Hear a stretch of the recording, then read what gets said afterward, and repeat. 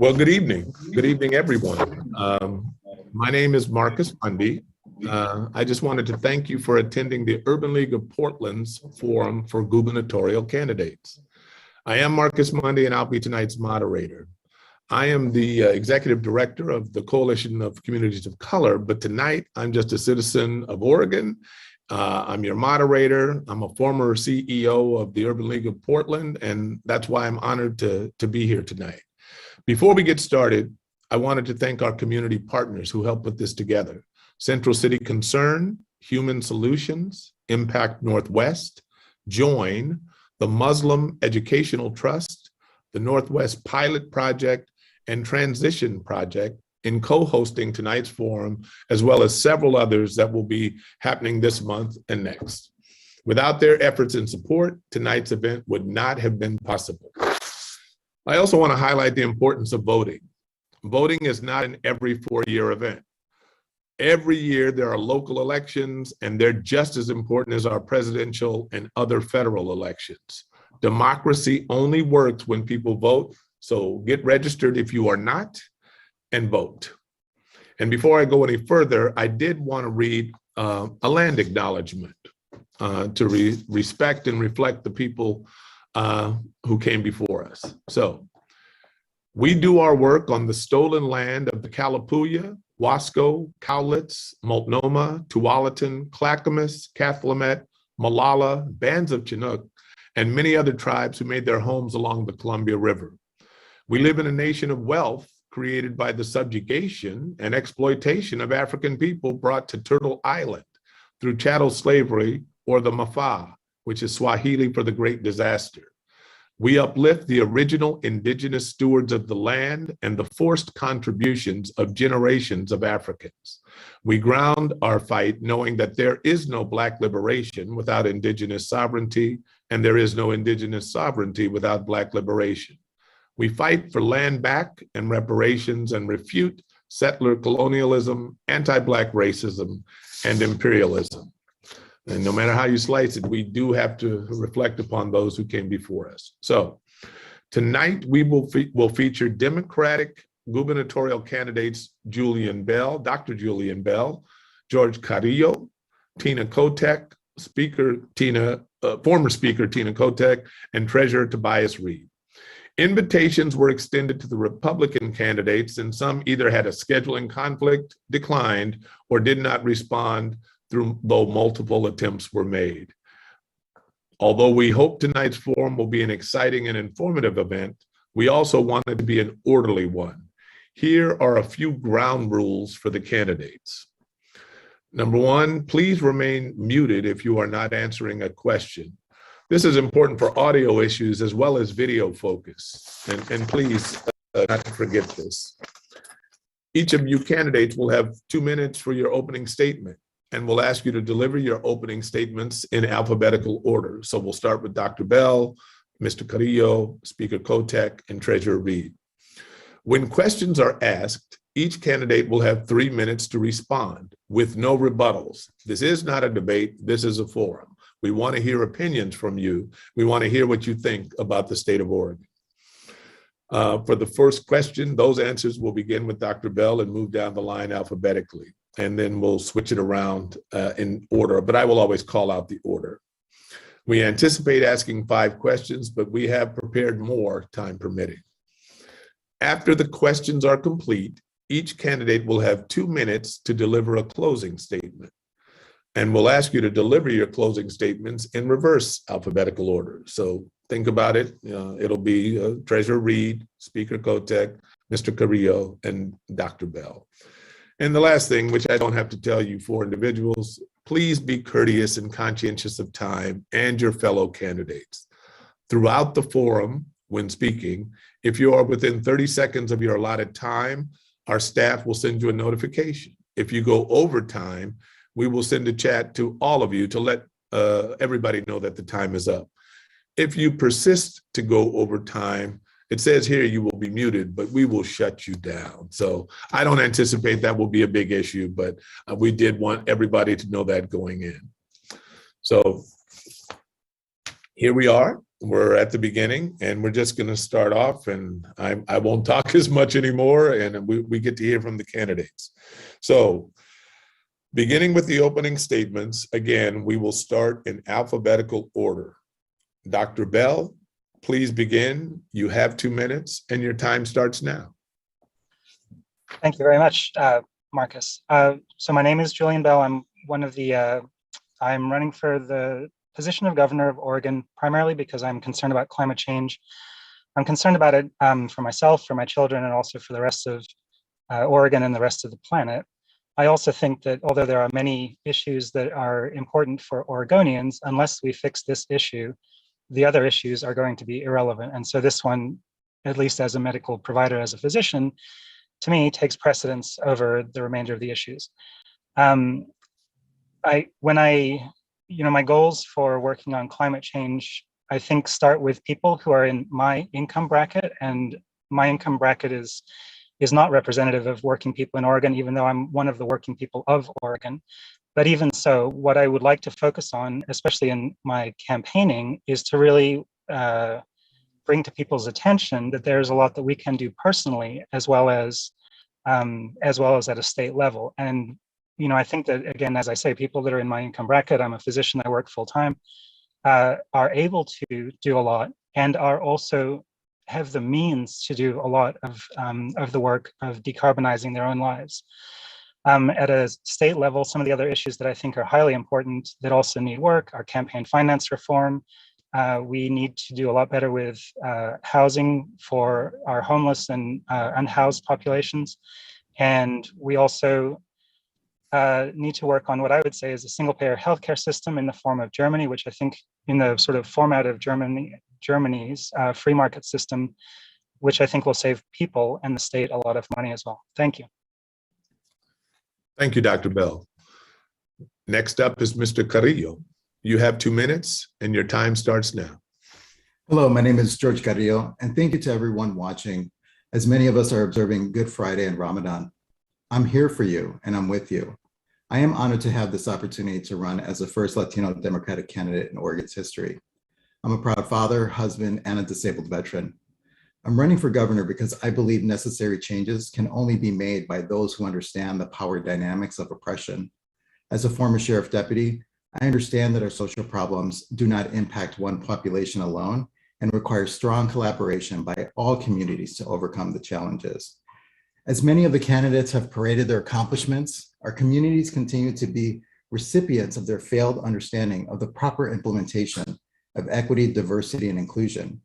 When they say they support law enforcement and veterans, they can never comprehend what it means to put themselves in harm's way to protect others and sacrifice everything for people to live in a free democracy.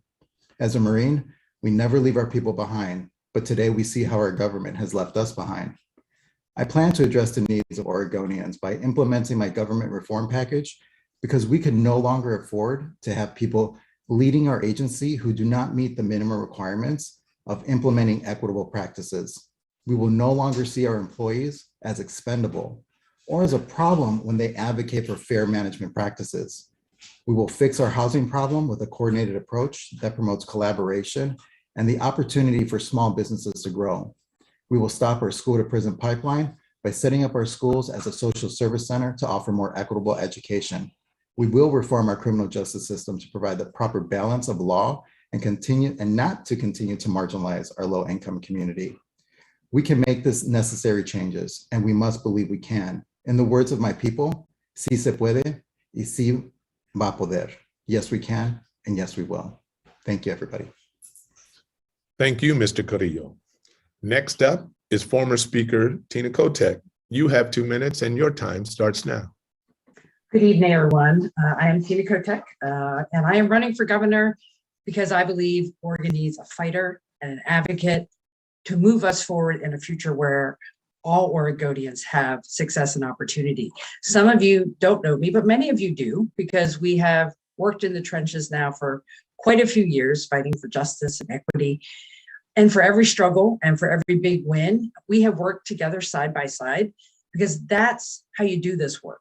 It has been a great privilege to work with Oregonians, or Black, Indigenous, and people of color and their community-led groups to do the work to raise the minimum wage, provide health insurance for Oregonians across our state, to make sure we have reproductive justice.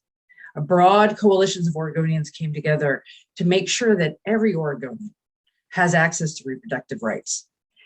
From housing to making sure our mental health system is working, to making sure we are fighting for climate change, but with a way that makes sure that impacted communities are protected, as well as at the table for the conversations that are necessary to take on all of these challenges. I would be honored to have your support, and I look forward to the conversation tonight, because the only way we can really make success here in Oregon is if everyone is at the table and we're all working together. Thank you. Thank you, Speaker Kotek. Next up is State Treasurer Tobias Read. You have 2 minutes and your time starts now. Thank you, Marcus, and thanks everyone for being part of the conversation tonight. I'm Tobias Read. I have the honor of serving as State Treasurer, and I'm running for governor because I am not happy with where we are in Oregon right now. I feel like there are way too many of our neighbors who are living on the streets, too many people who are being injured and killed as a result of gun violence. And I think just about every parent is concerned about the experience that their kids are having in public education, whether we're going to be able to learn lessons and improve things from the terrible experience through the pandemic. All of these challenges, I think, are, it's important to acknowledge and recognize that these challenges are not affecting all Oregonians equally.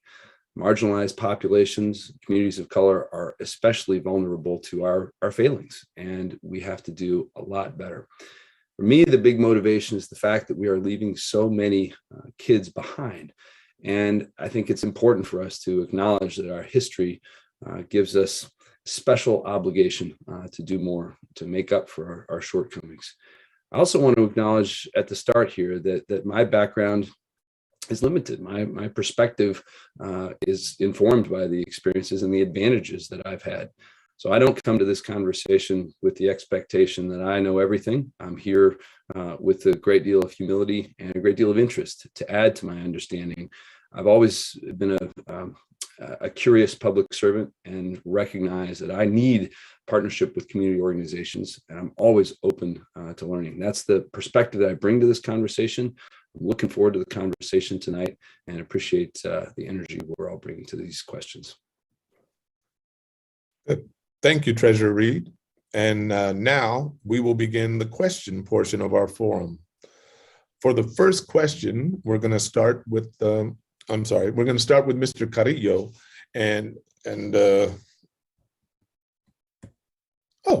for the first question, we're going to start with Mr. Bell, Candidate Bell, and then Candidate Carrillo, Candidate Kotek, and Candidate Read. So the first question, Candidate Bell. We know that the pandemic has disproportionately affected people of color as it relates to our health outcomes. How would you, as governor, ensure that our state health improvement plan is adapted to reflect this reality and the needs of our community? I don't know enough about the state health improvement plan, to be honest with you, to be able to give you a very sensible answer about how I would adapt it to poor and marginalized communities. So I don't know that I can answer your question directly, but I would say that there's a lot of, we have in Southern Oregon, particularly where I work, poor and marginalized. The hospital that I work at takes care of primarily poor and marginalized people, and so I suppose that's my level of experience. One thing that I think is actually does factor into this question is really the idea that we do need to do better for insuring people around the state of Oregon, and that includes all residents of Oregon. Many people who are uninsured don't have adequate access to any sort of healthcare. The only access to healthcare they have is to go to the emergency room, which is the most expensive way of getting your healthcare. And so a system that puts health insurance costs within reach of ordinary working Oregonians and all Oregonians, I think is a critical part of ensuring that everybody has adequate healthcare. And I think it also forms a foundation for a healthy economy and a more even income distribution through all different society levels. Thank you, Dr. Bell. Next is candidate Carrillo, but before we go forward, I do want to remind you all, you have 3 minutes per question to answer as opposed to your opening statement of 2 minutes. And if anybody needs me to reread the question, please just let me know. So I think, what was tragic with the pandemic is the fact that we did see marginalization in our communities of color. And we failed to address the need and why people do not trust the government, why all of this rhetoric that happens between the left and the right really hurt us during this pandemic. We really treated this pandemic as another political ploy for votes, instead of looking at this as a world health problem. Moving forward, we have to develop a plan where we're being transparent and educating and understanding what it really means to actually work with our community members. There is such a lack of understanding because we are stuck in our privilege that we don't know how we're hurting people. We don't understand, and we don't want to listen. We want to come as the people that solve this problem. The reality is that our communities are the ones that solve the problems. When we look at what we need to be able to do to prepare for the next wave, is we need to have a stockpile of the proper PPE. We need to continue educating our communities of color. We need to work with our community-based organizations that are actually working with the community. For government to step out of the way and to let community-based organizations pave the way. Instead of us using our political pull to fund other organizations that we consistently fund that don't work, they don't have proven methods, we need to stop doing that and work with our small CBOs, provide them with the proper resources. For some reason in government, we feel that in order to support community, that our community-based organizations must live in poverty. We don't properly fund them. We don't have ongoing support for them. And so when we think about why are people being marginalized in this system, because we don't understand our population. We don't understand the intersectionalities of individuals and how difficult it is to maneuver in a dominant culture. So in order for us to be able to move forward, we need to get out of the way. We need to do what the government should be doing, which is preparing us for the next wave, to have transparency, to use our taxpayer dollars where we are saving lives and not trying to create votes. As a person of color, I've got to say, my lived experience of getting COVID and feeling like I was getting ready to die was one of the worst feelings, especially having 2 children. And knowing that communities of color have had a worse effect, even though we get the shots and the booster. And this is a failing of our government that did not provide the necessary protection for our communities of color and for all, for that matter. Thank you. Thank you for your answer, Candidate Carrillo. Candidate Kotek, same question. Thank you. And Ms. Carrillo, I'm sorry to hear that you did get COVID, and that sounded like a hard time. So thank you for sharing that. The pandemic was something we were not prepared for. Let's be upfront. I don't think any state was prepared for that. But as your next governor, I want to make sure we learn from this and make sure we see what worked and what didn't work, and build on that so we can prepare for the next time. But it's not just the next time, it's making sure our public health system and our healthcare system work in a way that truly serves all Oregonians. Early in the pandemic, I remember looking at the numbers, spent a lot of time reading the daily numbers, where we were in terms of who was getting COVID. And we saw the disparate numbers really early on. Oregonians who couldn't quarantine, they were in essential jobs where they had to be in workplaces. We didn't have PPE. People weren't protected. We frankly didn't even know how it spread. And people were getting sick, and sick in a disproportionate way. And as speaker, when I would ask, what's the plan? How do we address this? Frankly, we were slow to get off the ground to deal with that. But as the pandemic moved forward, there was a clear recognition from the state and from everyone who works in this field that we have to work with our community-based organizations who have the relationships to make sure people were getting the right information in culturally appropriate ways, in linguistically appropriate ways, and making sure that we do everything we can to make sure people understood how to keep themselves safe. And when vaccines were available, making sure people got vaccinated.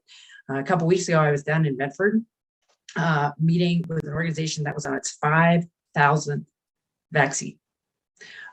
A group working with the Latinx community in Medford who could say, we know how to reach this community. They weren't giving the shots, but they were the place where people came because there was trust and confidence. I know the state during the course of the pandemic did something like 300 grants and to community-based organizations that had never had any relationship with the state in terms of providing capacity. So what we need to do going forward is make sure we support those organizations, hear from them about what worked and what didn't, what level of technical assistance they needed. I agree with Mr. Carrillo. What were the overhead admin costs to make sure these could be sustainable organizations? We also have to make sure, and I want to talk a little bit about health insurance. We've worked really hard to make sure that every Oregonian, regardless of citizenship, where they are in the state, can access the Oregon health plan. But just having health insurance ultimately is not enough to make sure our communities are healthy. There has to be access, there has to be culturally competent care, and there has to be trust and confidence that these providers are going to adequately serve communities that have been left out for too long. So I believe as governor, we can learn from our mistakes and build back stronger in a way that we have the capacity in the future to serve all of our Oregonians. Thank you.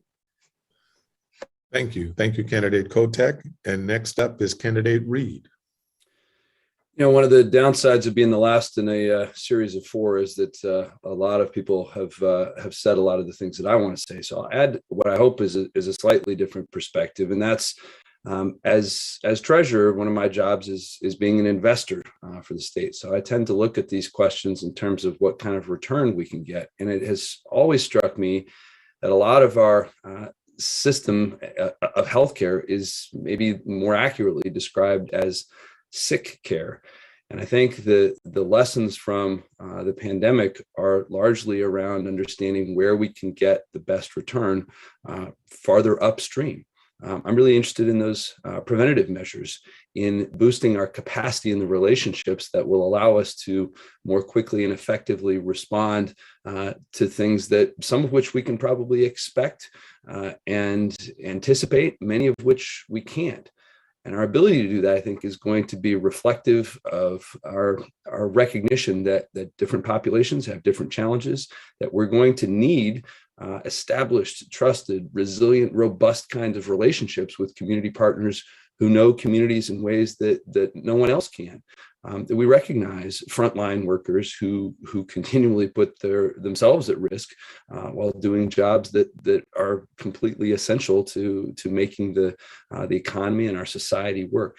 So I'm interested in making sure that those upstream investments are made, that we have to make all of those relationships robust and effective, that they are based on trust, cultural competence, that we are thinking ahead and not just in a reactive mode, which seems to have been one of the most characteristic features of our experience through the pandemic.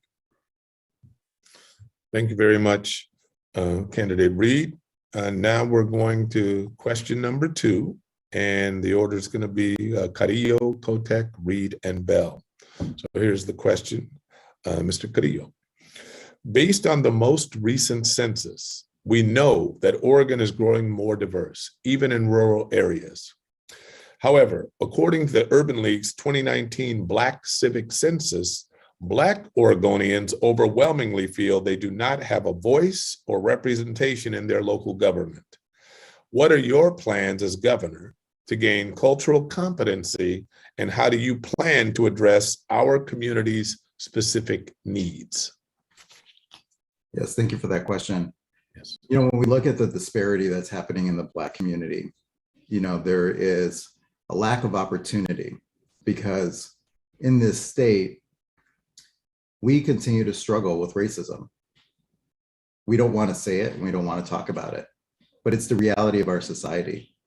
Black still means aggression. It means bad. And you see that being affected in our schools. You see that being affected for young adults that are trying to get off in their career. You just look at our own state service or, working in the government. Black employees, whether male or female, are very marginalized. There is not a safe place in state government for people to work because we have a system here that does not have the proper protection. Our human resources department here within the state is looking out for the best interests of the agency they represent because they're trying to mitigate risk. We oftentimes, the data supports it. Even with Brown, even with Latinos or Native Americans, we can't retain talent. People leave the state, but yet we want to lead the initiative to actually help our marginalized communities. Yet we fail to have proper representation even within our own government. And when we look at opportunity, what do we need to do? Well, one, we need to be able to elect a governor that actually represents the people. And what's so critical about the governor's position is the fact that that cabinet must be diversified. I challenge anybody to look at the governor's cabinet right now. It is not a diversified cabinet. Our legislature is not a diversified legislature. We have this marginalization in every single category of our state system. Yet we continue to elect the same officials. And we continue to hurt people in the process as we are trying to use taxpayer dollars because we say we're trying to help, that our heart is in it. But yet we have failure in leadership to recognize how we are hurting people. Our children in our school system right now, they have to fail before they can get help. 3 to 4 years to get help, a child has to fail. And then in that process, for a parent, talk about a traumatizing event as they're trying to advocate for their child to be able to get an equitable education. What we need to do is we need to elect the right officials that's actually trained and knows how to change this system to actually affect the lives of our children, which will ultimately ripple effect throughout state system. So that way we can actually promote and retain the quality talent and actually have proper representation in all fields, not just in our government, but within our community. Thank you for your answer, Mr. Carrillo. Speaker Kotek, it is your turn.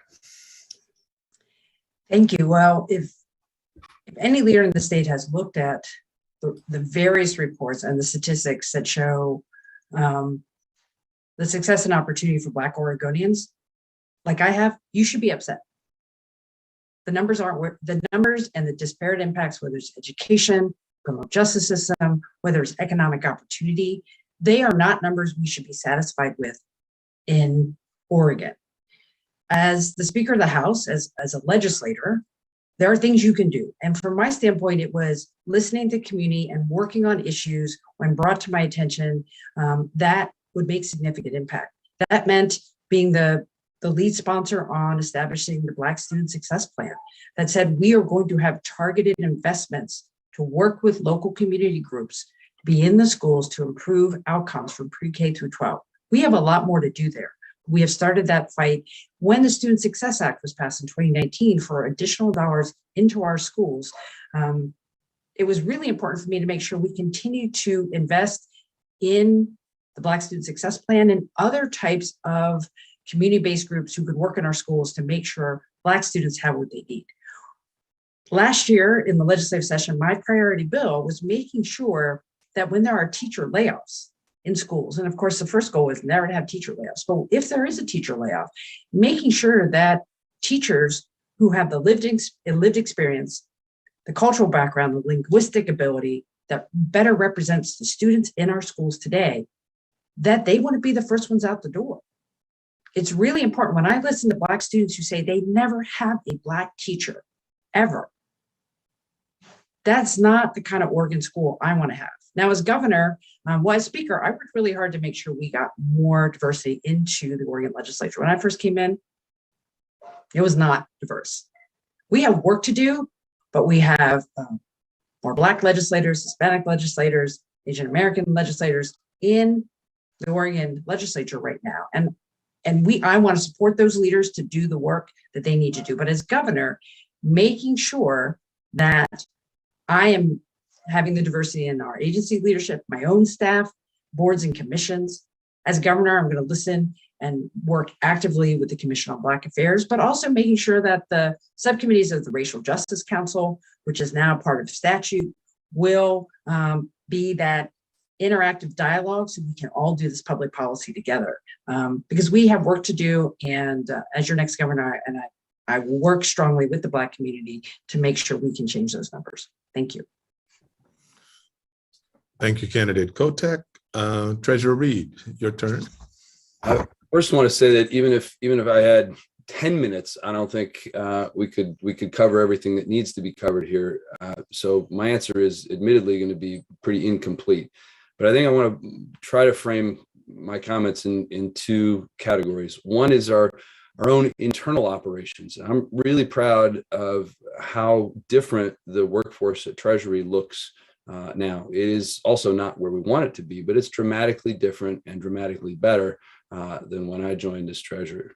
That's a result of intentional effort. It's extra effort. It is not sufficient, and I've made that really clear to everyone at Treasury, to just go to the normal places, to be satisfied with normal processes around hiring. We've made extra efforts, and our results reflect that. But that's not the end of the story either.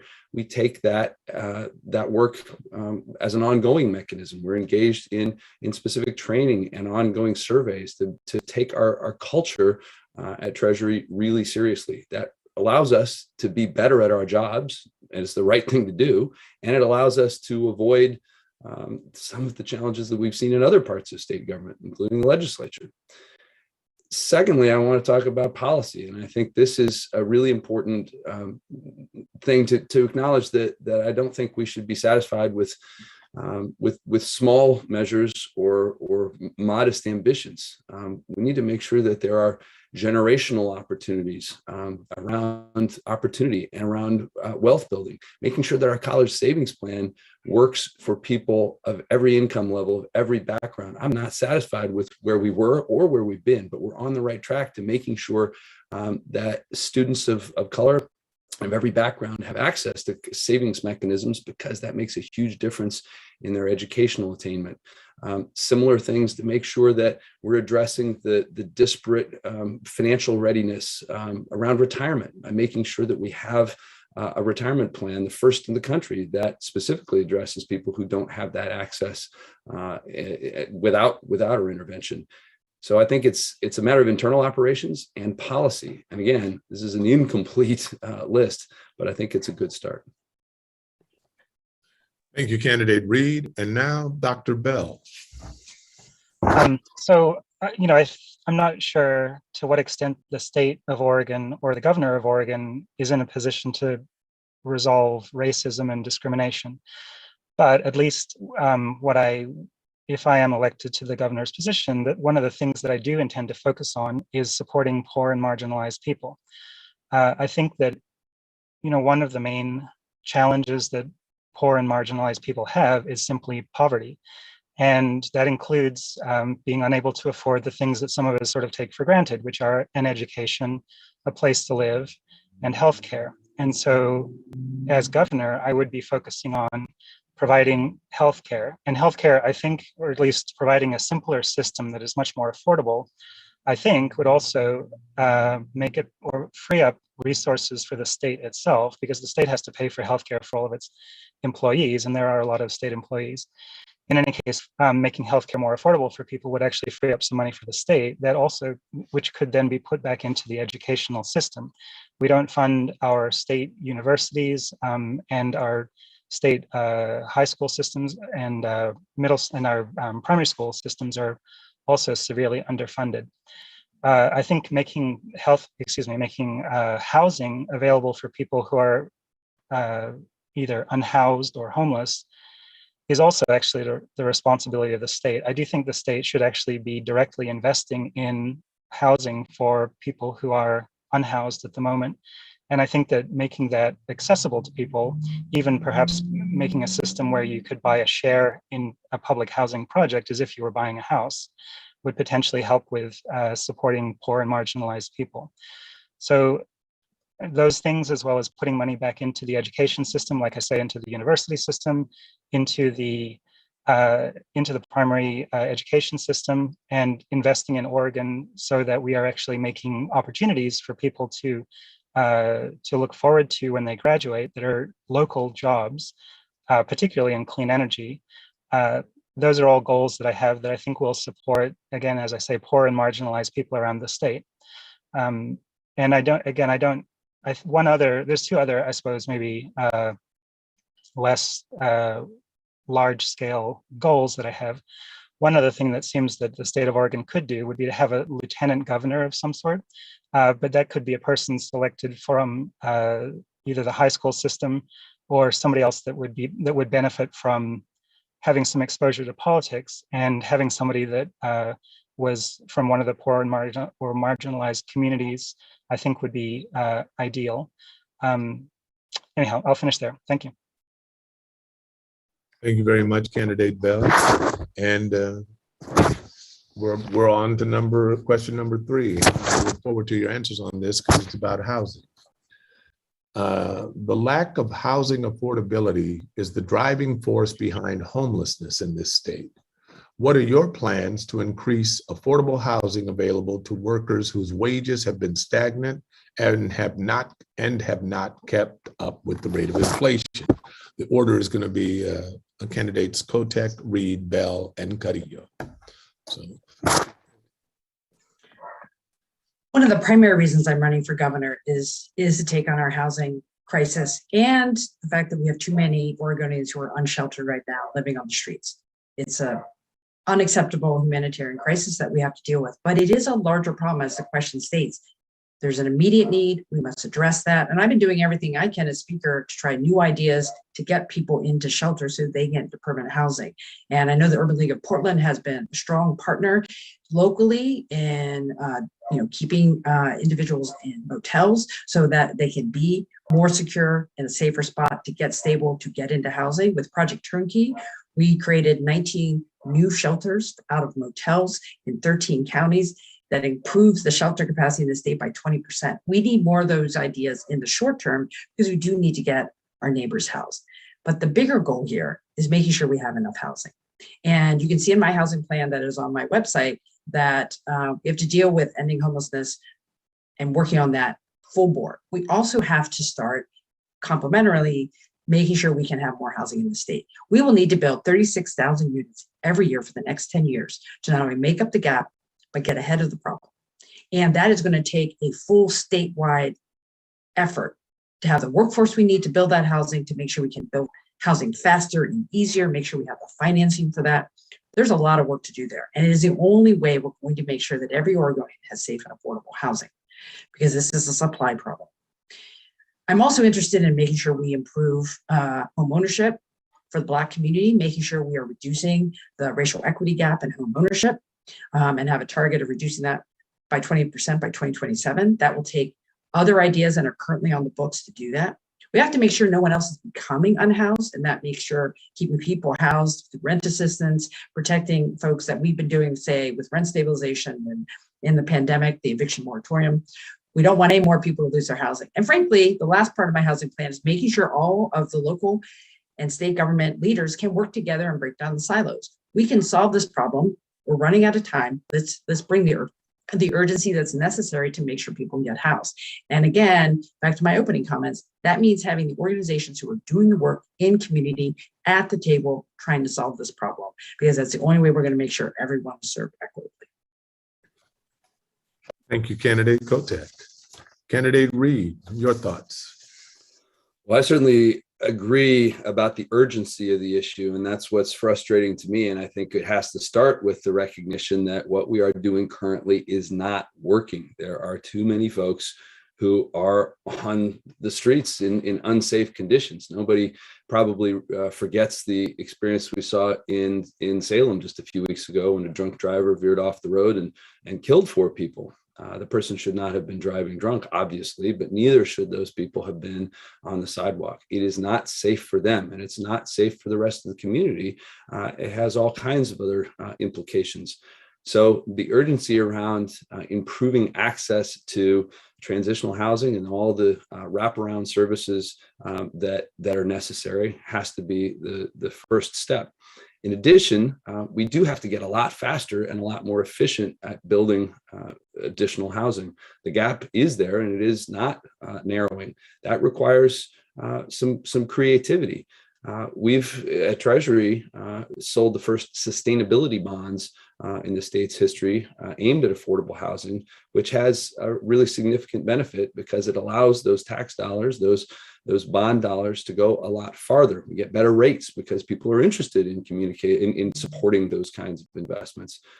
We have to make sure that we are not satisfied because we're losing the confidence and the support of voters who have up till now been pretty supportive of funding mechanisms, but as they fail to see the units being built that they were promised, their support is not something that I think we can rely on. Thank you, Candidate Read. Candidate Bell, would you like to share your thoughts with us, please? Sure. I think that so the reason for the large homeless, unhoused population is really income inequality. If you're a working person and you're struggling, it's a challenge to even afford one house if you can find one house. On the other hand, if you're a well-paid executive, you can purchase a city block. And so really, I think the basic problem is the financing of the housing market. I don't fault developers for aiming to build and sell profitable housing. That is how the free market works. But it is also true that low-income working Oregonians do have an advocate in that marketplace, and that would be the state government. And so I think that it really is incumbent on the state government to find a mechanism to pool people's resources in the form of tax dollars and put them into affordable housing developments. And housing developments have a long and rocky kind of a history. And so it would be very important to come up with a plan that was both desirable and unlikely to fall into some state of disrepair. But even so, I think that the only way to realistically solve this problem is to have the state of Oregon step in and literally fund housing construction, large scale, concentrated housing, or not concentrated, but large scale, high density workforce housing. This is also a good plan for the climate. It's much easier to manage the heating and cooling needs, as well as the electricity and other needs of a single large complex, as opposed to widely distributed small houses that are out in the wildlands urban interface. And so, and as I say, I think there's realistically no other way of getting the resources together to invest in that kind of large scale construction, such as Speaker Kotek was describing here. So, and this is, one of the things that I would like to be able to do as governor of the state to support, as I said before, working and low-income people in the state. Thank you. Thank you very much, Dr. Bell. And Candidate Carrillo, would you share your thoughts with us? Yes, well, this here is a massive failure, from the Democrat Party. We control the House, the Senate, and the governor's office. This is not something that all of a sudden just happened, right? We didn't wake up today and say, wow, look at all the homeless people that are on the street. What we see on the streets right now has been years in the making, and it's our failure of properly funding our healthcare when we think about behavioral health and substance use disorder. When we look at when the problem was getting completely out of control, we didn't step in and provide the appropriate funding in order to be able to build more housing.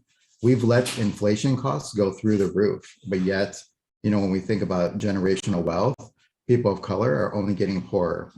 When we see, Black and Latinos, we don't have a savings over $10,000. 3 out of 4 Black Oregonians actually have less than $10,000. 4 out of 5 for the Latino population.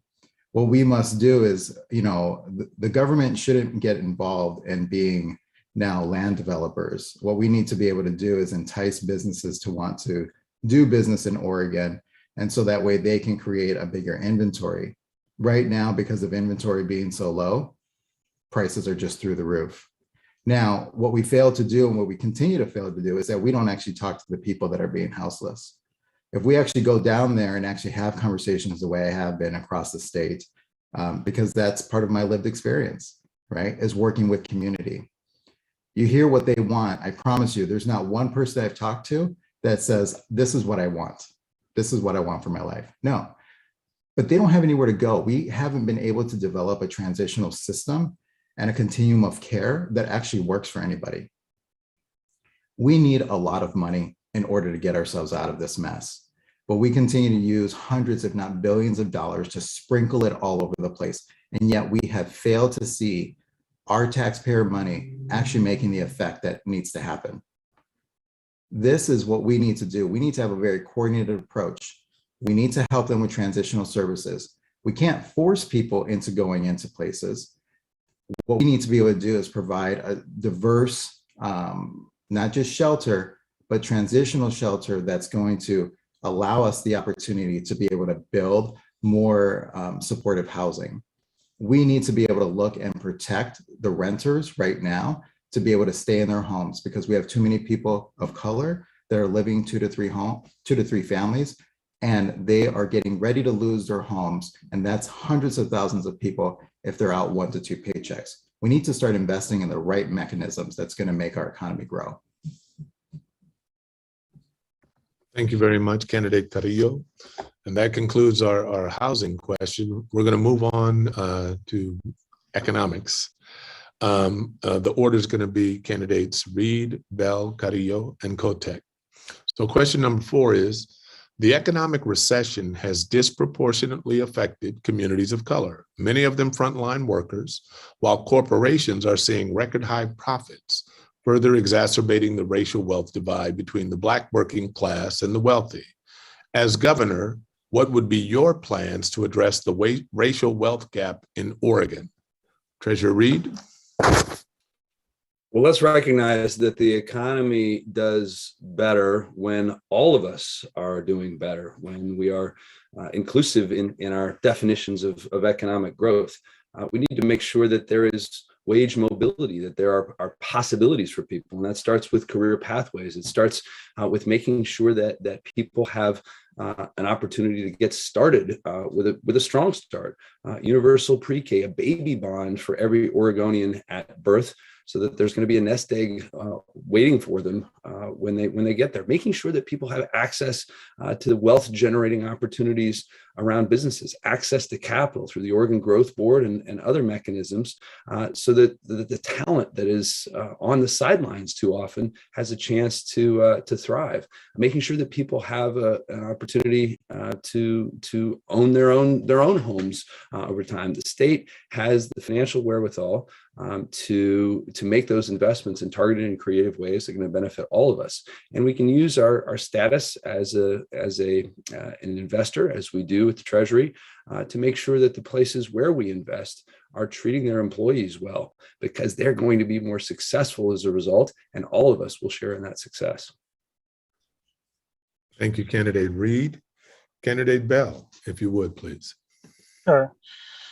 So the United States has an egregious level of income inequality, and it's a very small number of people that own almost all the wealth in the country, as probably most of your audience knows.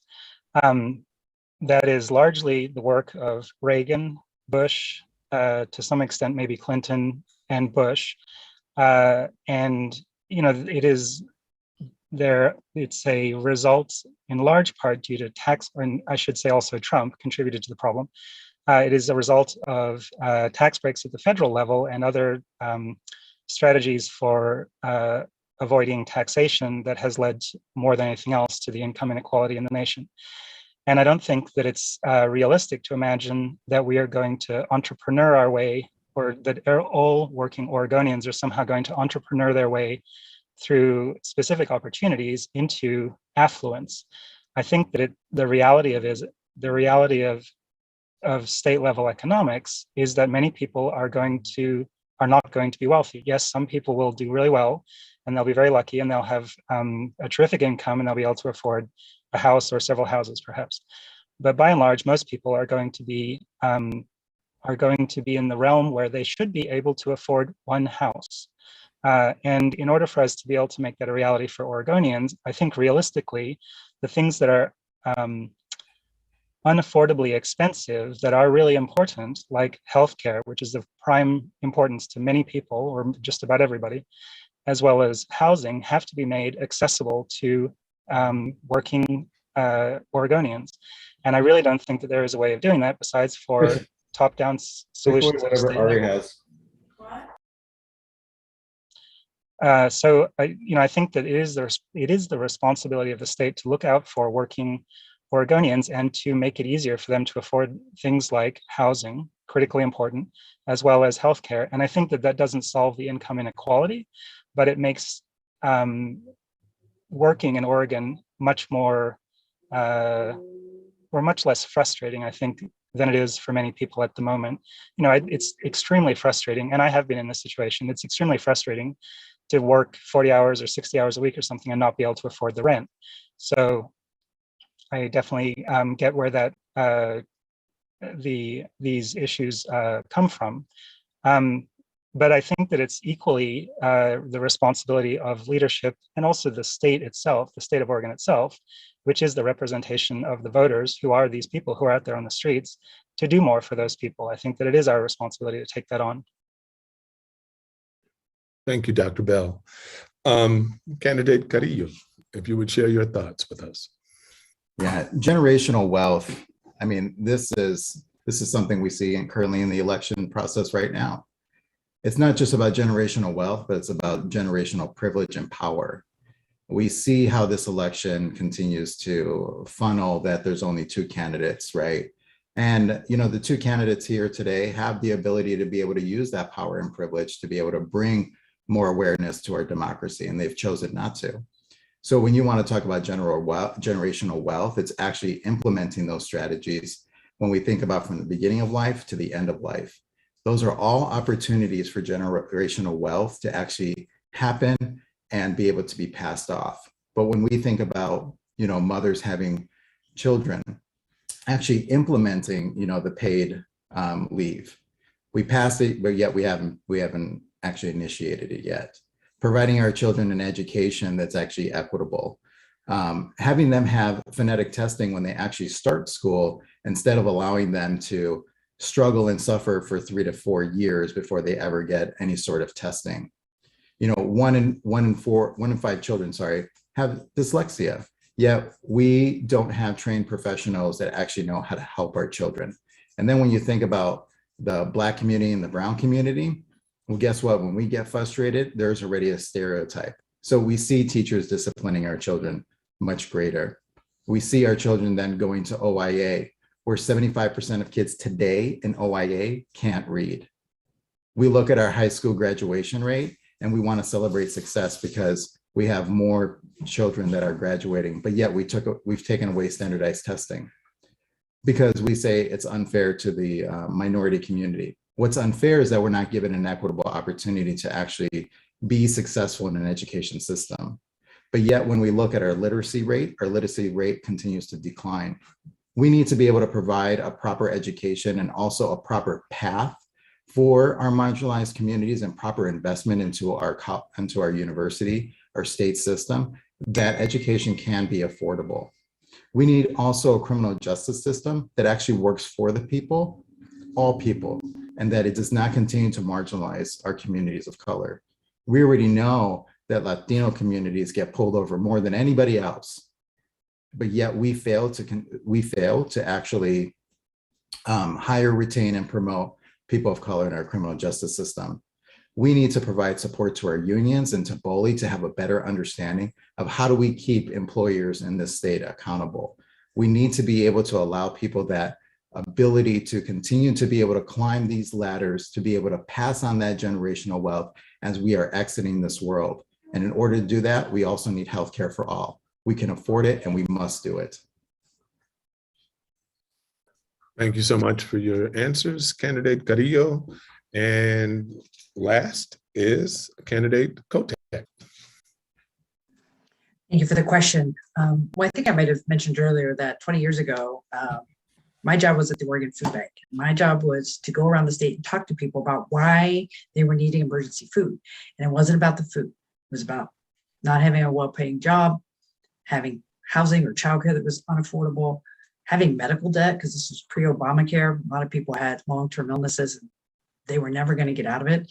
What I learned and what I have kept front and center for me is how do we improve the lives of Oregonians by addressing these systemic issues? And there is institutional racism within our structures that are not allowing people to have full success and opportunity. And so I'm really glad this question is about the racial wealth gap. And I want to come back to housing. So one of the biggest factors of intergenerational wealth is whether or not you own your home.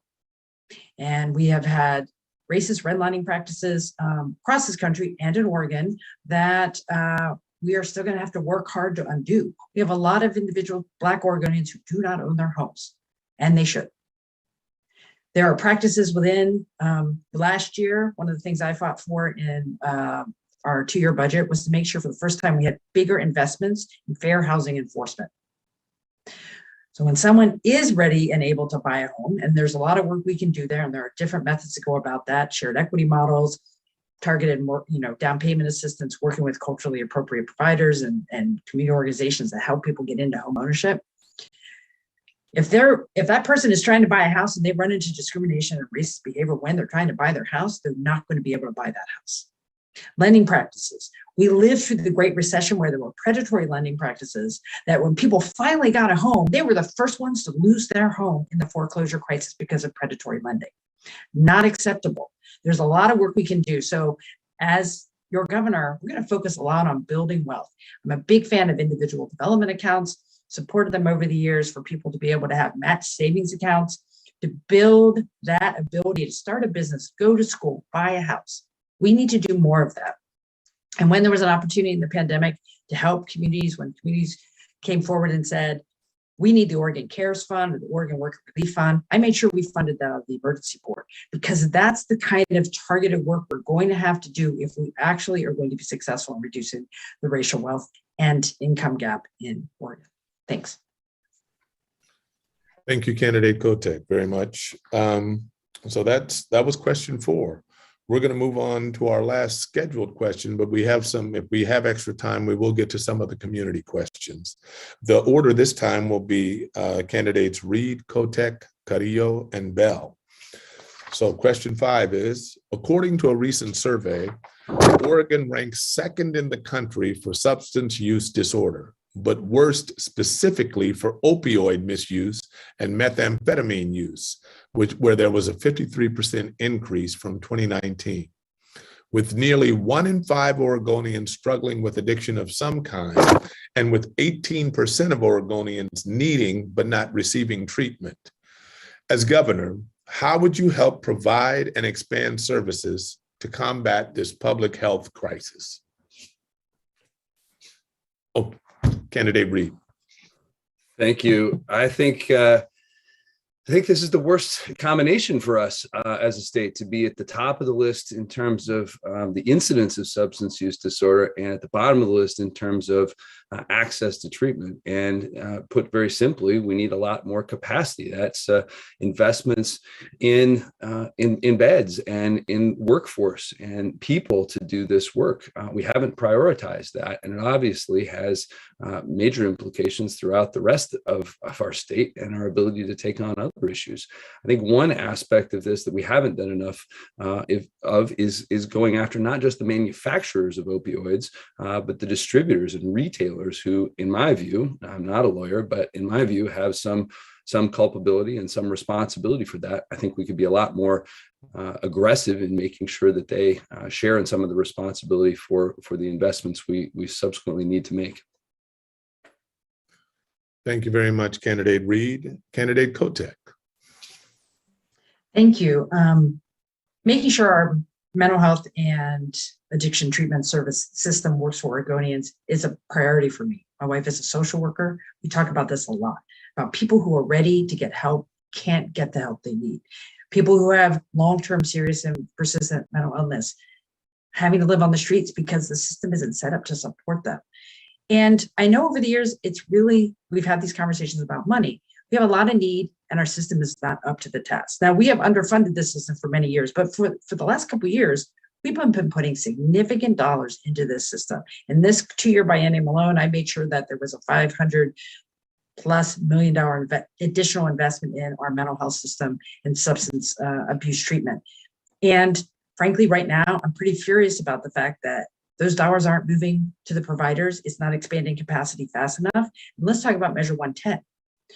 When Oregonians came forward in the ballot and said, it makes more sense to get people into treatment than just jailing them every time, they have minor drug possession. It was an equitable issue. It was an equity issue to actually move forward with that.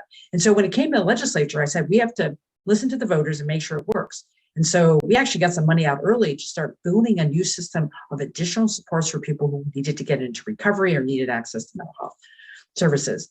Here we are in April, and that money's not moved yet. And I won't put the blame at the Oregon Health Authority right now that money has not moved. We have people dying right now.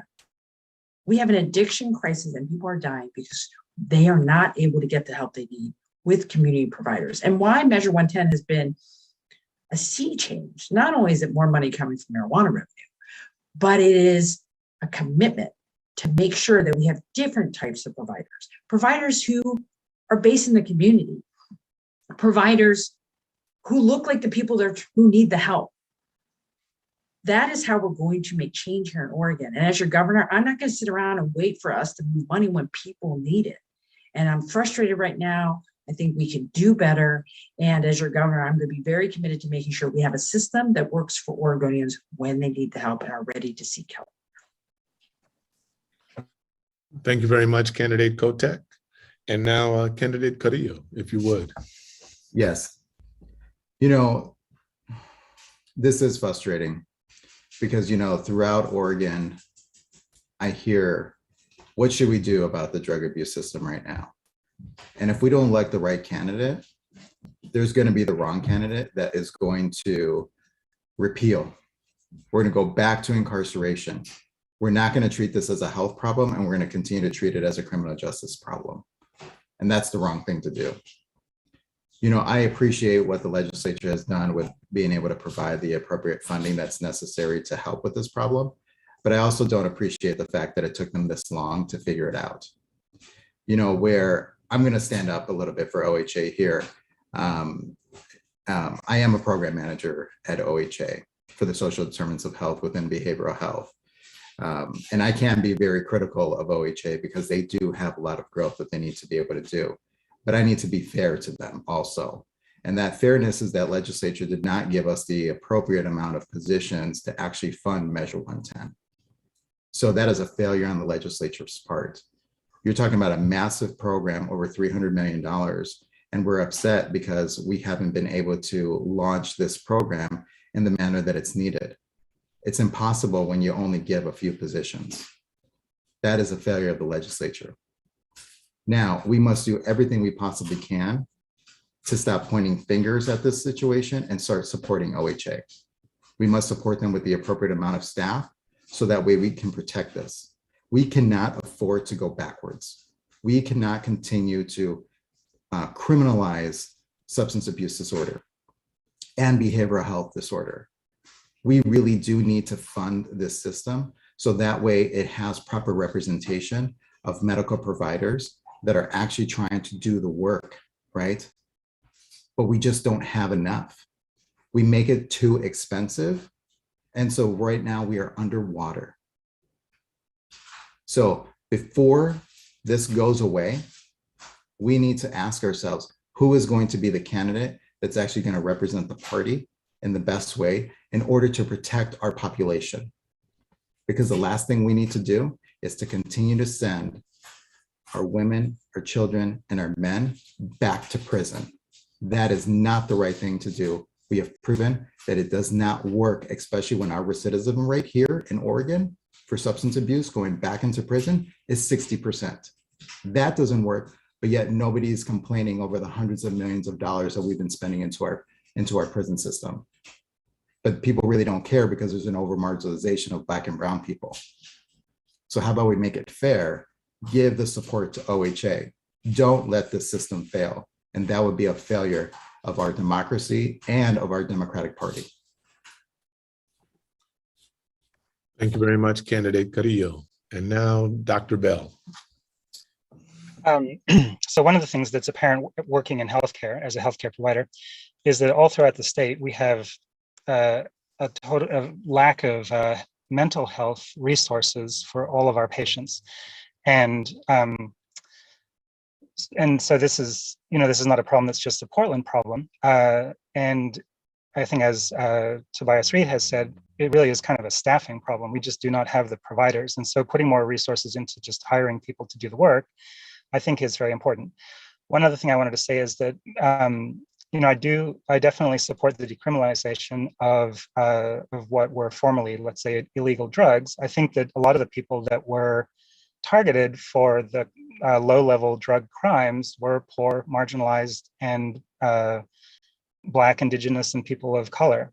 And so I think this has only been to the good of the community generally, but it also, I think, helps marginalized communities to an even greater extent.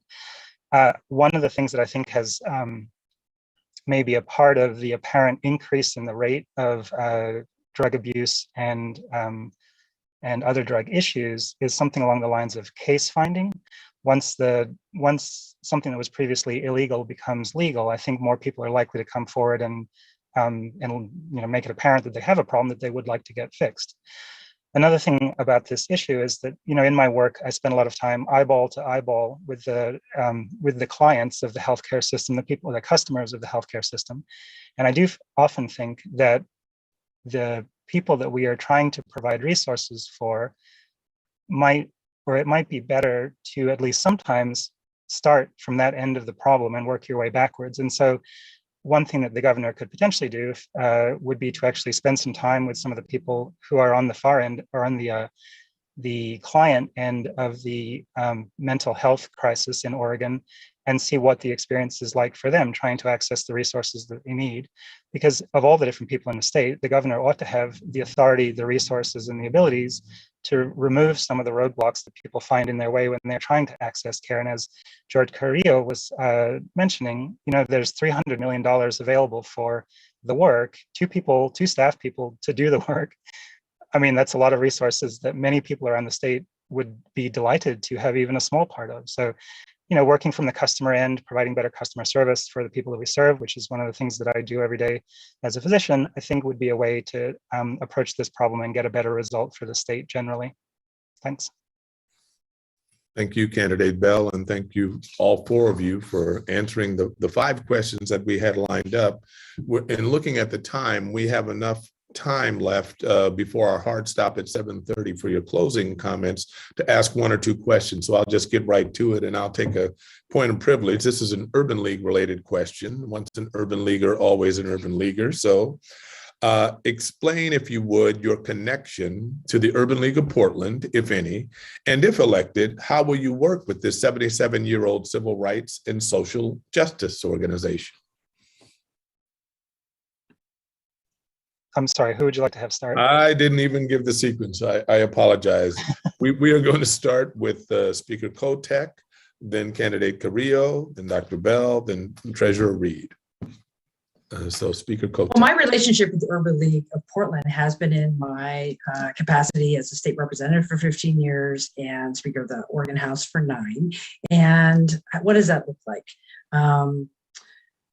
Reading the Urban League's reports. When the Urban League wants to visit in district or in the Capitol, I always made myself available. When the Urban League of Portland did their lobby days, I would come and welcome them to the Capitol and talk about the priorities and their priorities and hear about how we could do this work together. And I think it's important to understand, again, that I'm an advocate through and through. I got into doing elected office as an advocate, trying to make sure the system worked better for people. And so I've been really comfortable working with our community advocates because they have great ideas, they have energy. And frankly, if you're going to do big things in the legislature or as the governor, you need people by your side doing that work. And I would be very proud to work with the Urban League of Portland in my capacity as governor and continue to engage with their staff, their board, and the entire Black community to be part of the solutions that we need to have to really make progress on our challenges. No one has any one answer to all of this. And what I've noticed over the years working with the Urban League is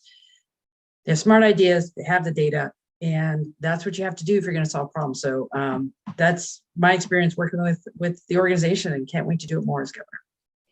Thank you, Speaker Kotek. And now, Mr. Carrillo, if you would.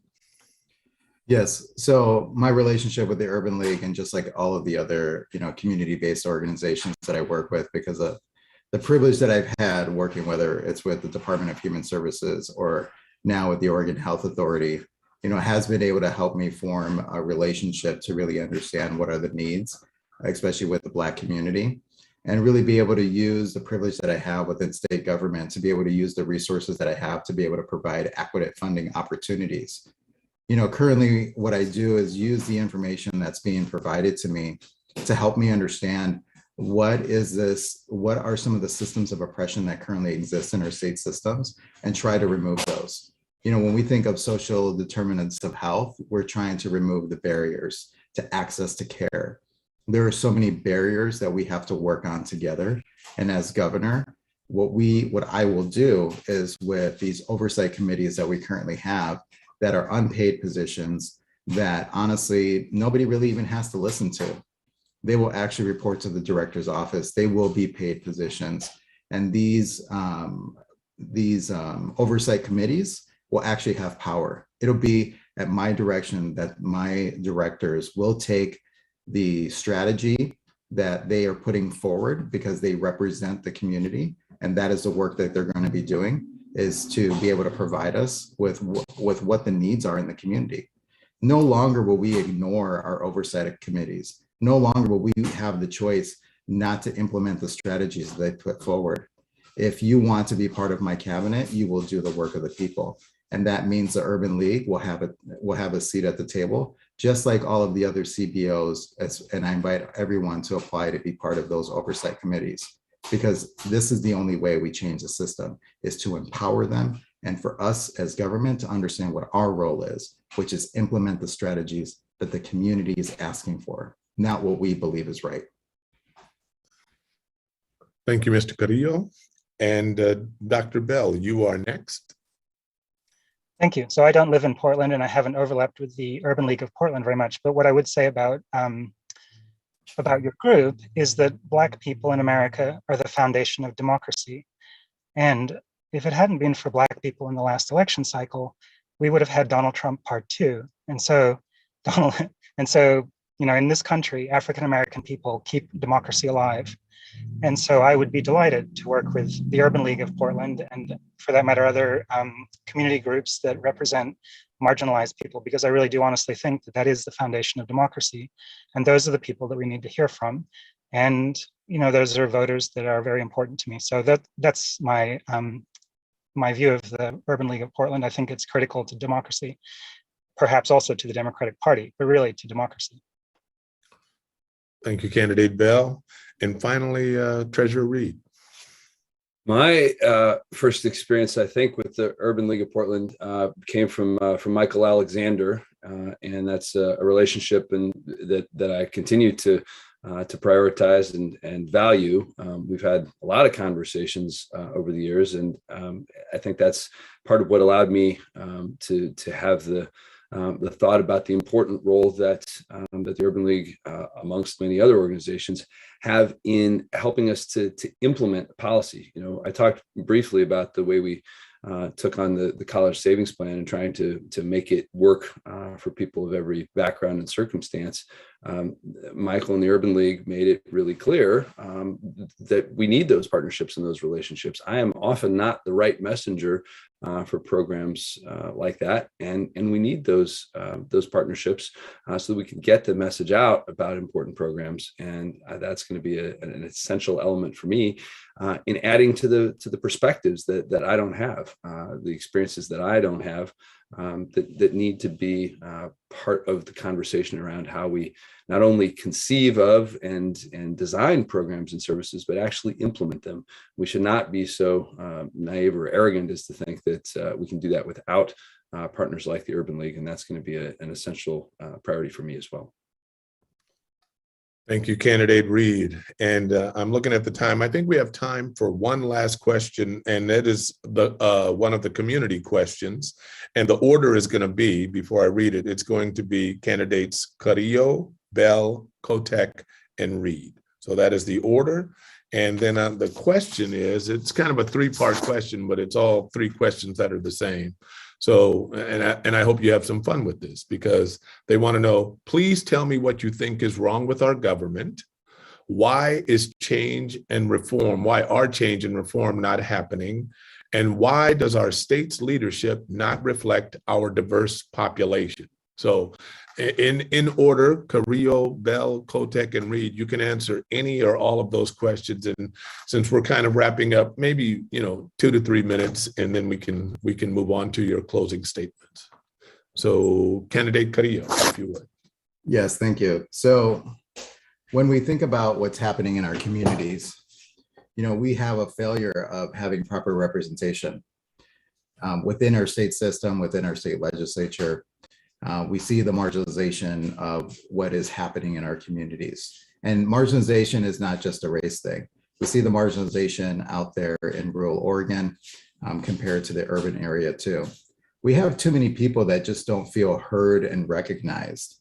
And that really is a failure of our politics, because there's more votes in the urban area.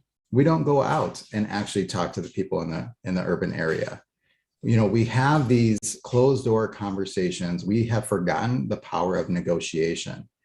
And so when we control all aspects of the government and we are where we're at now, how can we blame someone else for what we have created?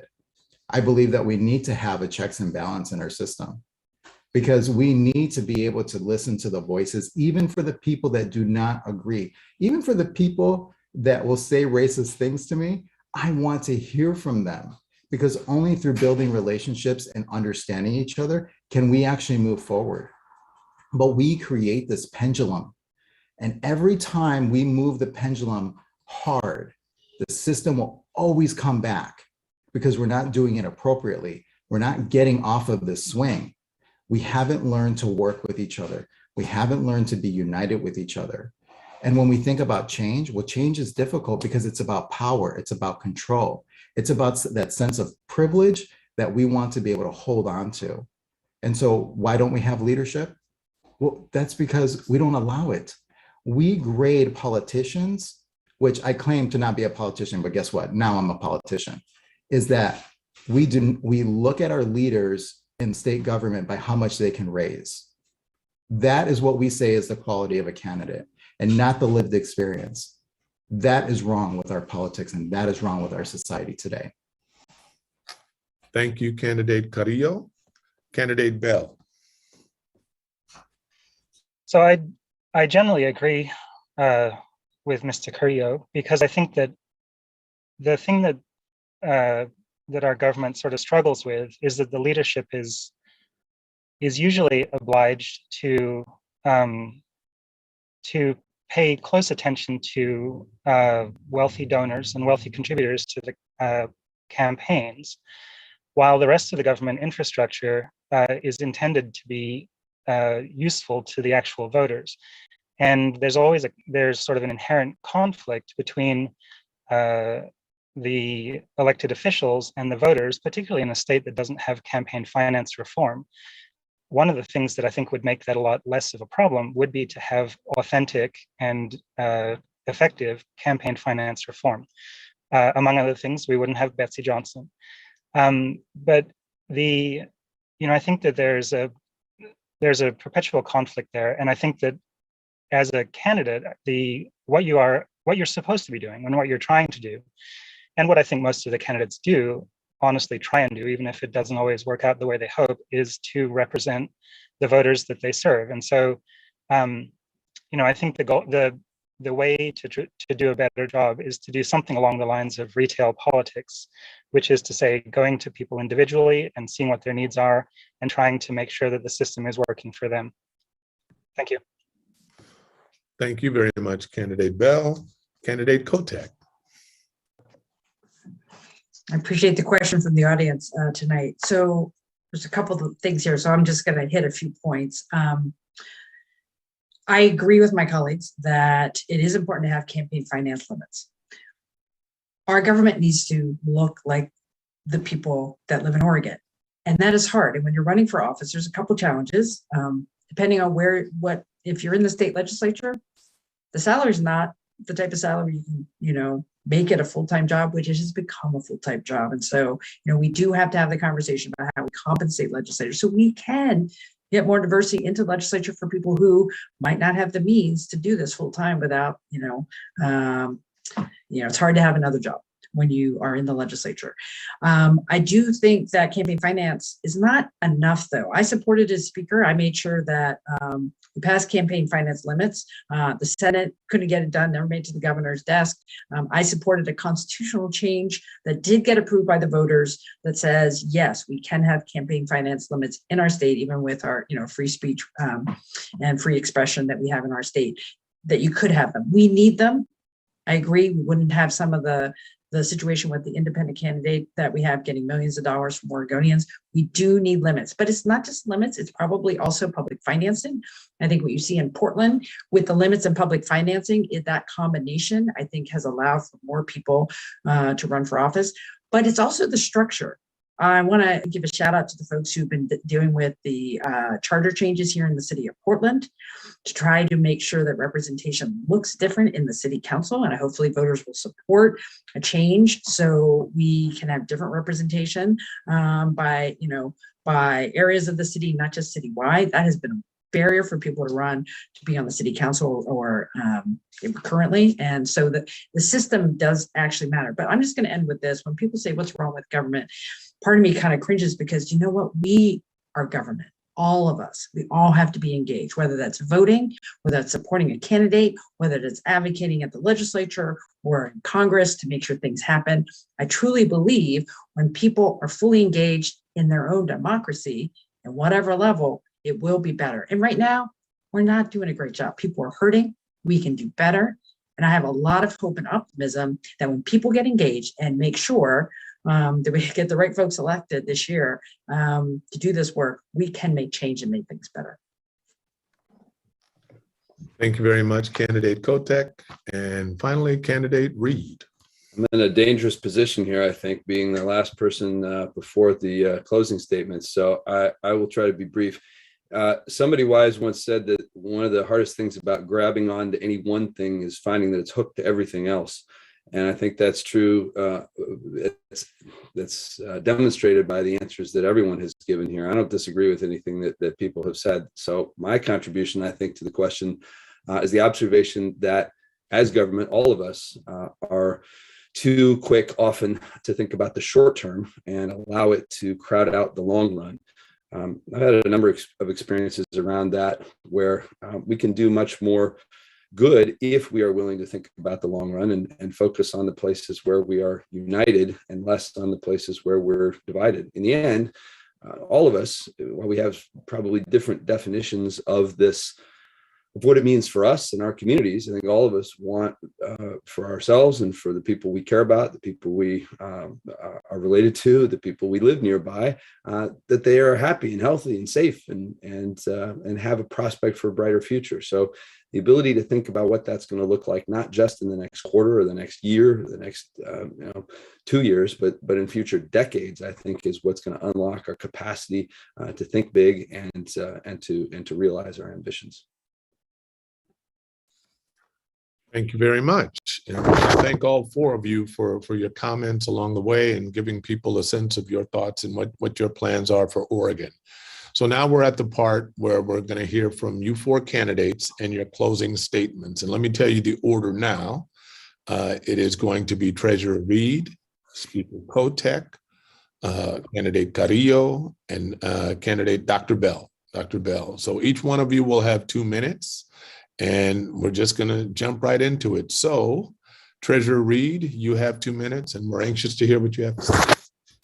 Thanks again for gathering us tonight. It's been a really interesting conversation with some really important topics, and I've certainly learned a lot. But my education doesn't end tonight, and I want to make really clear that my intention is to continue to bring an open mind and a sincere desire to partner with the Urban League and with all the other partners who have made tonight possible. I'm running because I'm not satisfied with where we are. I think we are long on good intentions in Oregon, and we are short on execution.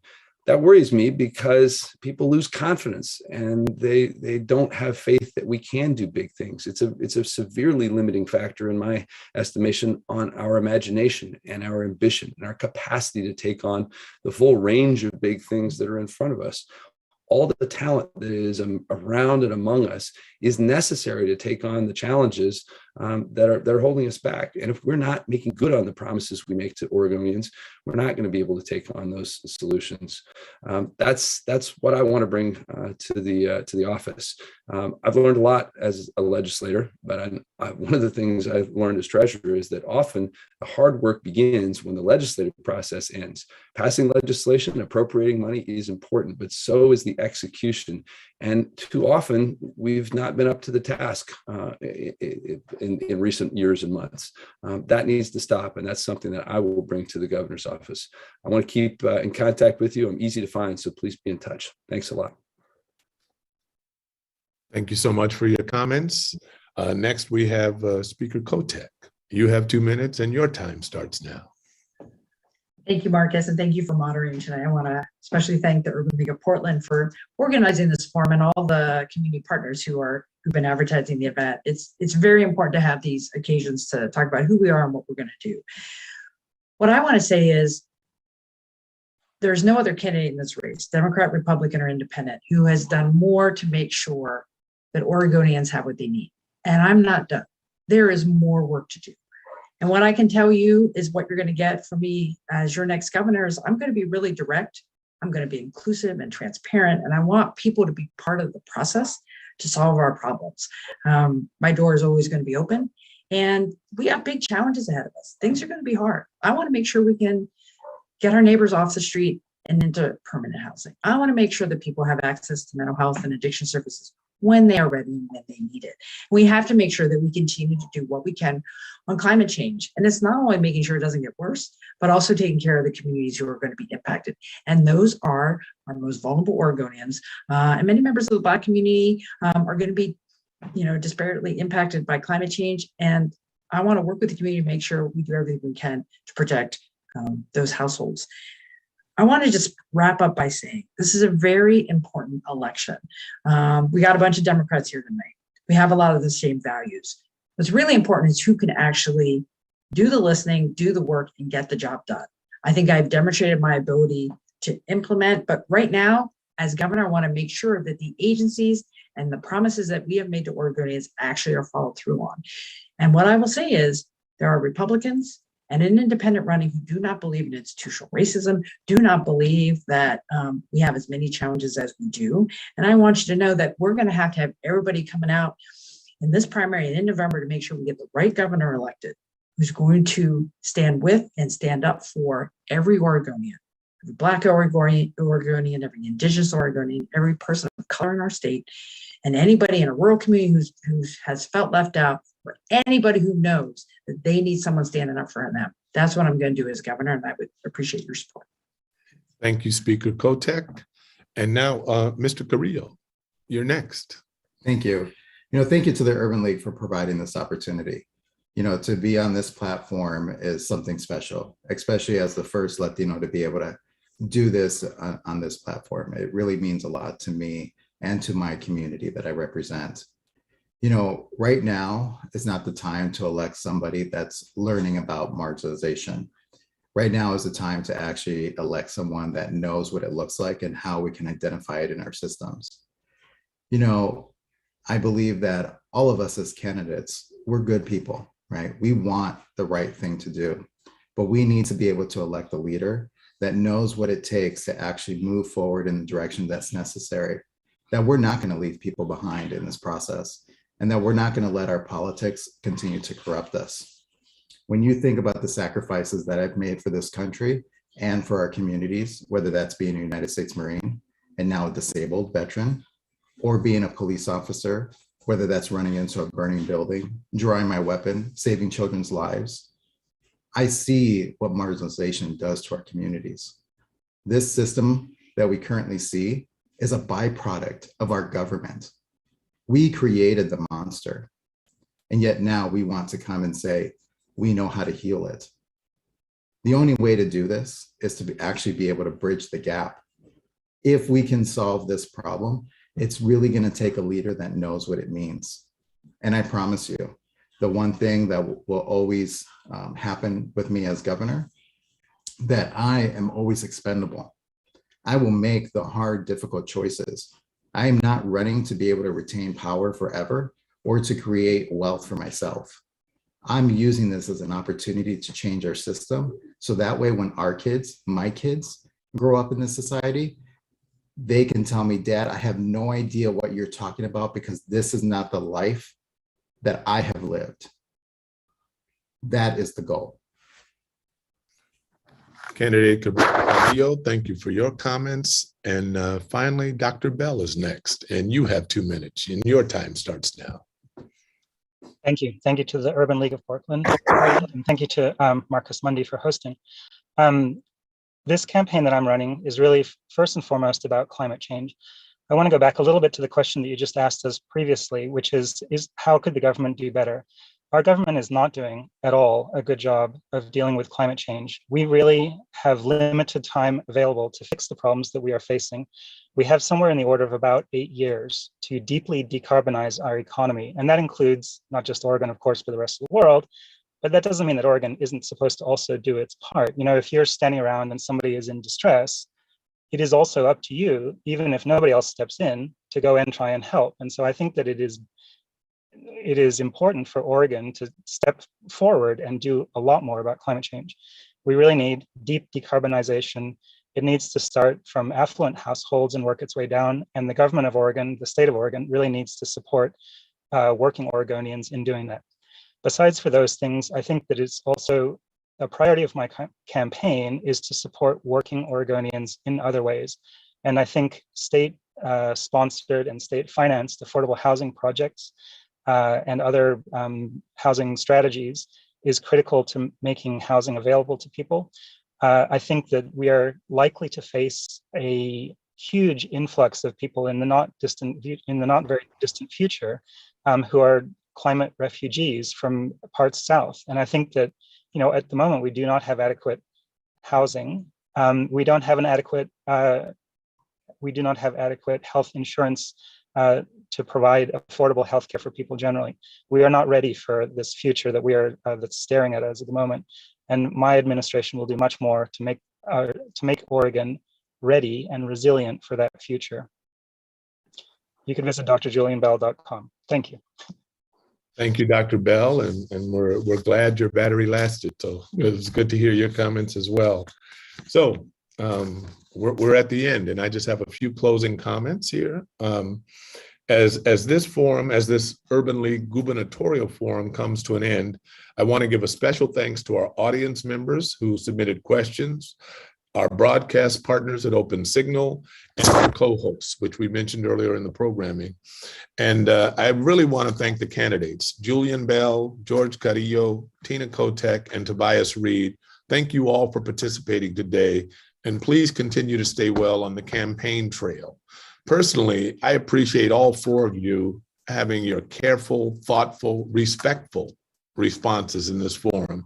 And even though you were respectful, your passion and your commitment to service came through. So I just wanted to appreciate all 4 of you for showing up tonight.